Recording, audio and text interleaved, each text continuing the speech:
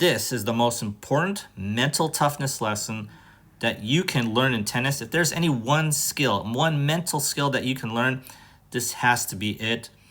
And I'll let Novak Djokovic, the GOAT, explain it in his own words. But before we get into it, this video is sponsored by ADV. Check out the ADV Tennis Bag Pro version 3, the best and most durable tennis bag in the market.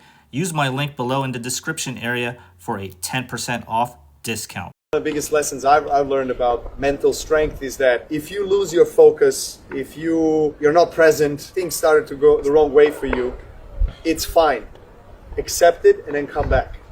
And I think that recovery of how long you stay in that emotion is what differentiates you from maybe others. So I think the recovery is more important than actually working hard to stay in the present, because it's almost impossible to stay all the time in present. You know, we always think, what's going to happen? Am I going to win or not? You know, so you go back and forth, but then how quickly you go back.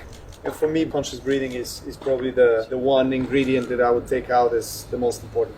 So I talked about this exact mental skill in my book, Mentally Tough Tennis, 8 Ways to be Mentally Tough, Chapter 1, The Winning Process. So basically, with focus, we think of it as this overall concept, or this very broad concept, like I have to focus on my tennis match, or focus on this opponent, focus on my strategy, right?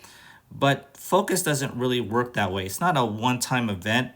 It is a series of events, many events where we have to focus.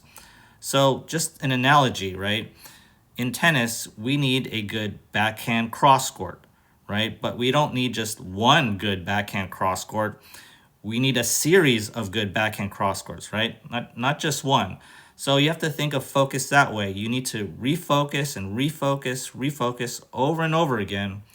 And each time you focus, it has to be of good quality in order to stay mentally strong. And refocusing is a hard thing to do, just like hitting awesome backhand cross courts, right? This takes time, this takes practice, but I like what Novak said in how to refocus.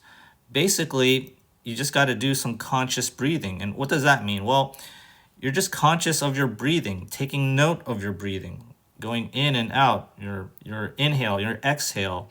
If you just notice that, then you can refocus and then try to figure out how to win the next point, right?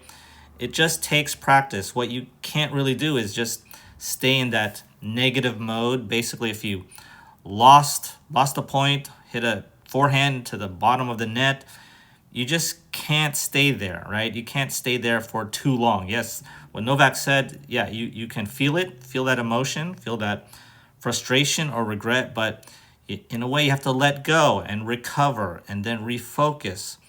Then you could go on and try to win that next point. There's always going to be a next point, right? Unless if it was match point and you lost.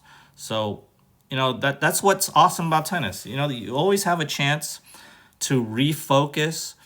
And the more you practice this, regardless if it's a tennis match or you're just trying to meditate about it, you will become mentally stronger. If you enjoyed this video, check out my website, coachadrian.net, where you can hire me as your tennis coach. As always, thanks for watching. Be sure to like and subscribe, and I'll see you next time.